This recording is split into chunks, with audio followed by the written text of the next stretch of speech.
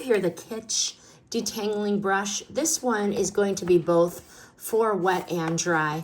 I wanted to change out the girls' brushes from on their vanities, so I picked up this brand right out of the box. It feels lightweight yet sturdy. I like the color.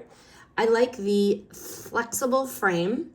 Gives me the impression that this brush is going to mean business. And my kids hate when you use a brush and when they're brushing their hair, they feel like they're ripping it out of their heads. So I feel like this is more forgiving, and the bendable design is going to move with the scalp, reducing the pulling, the breakage, because if you do try to pull my daughter's hair into a pony because of dance and because of all of the styling, she really does have a lot of breakage. I'm hoping this is going to help that.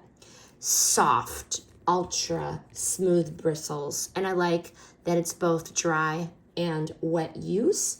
Comfortable silicone handle, and it's going to be easy for the girls to grip with their damp hands if they do it right out of the shower.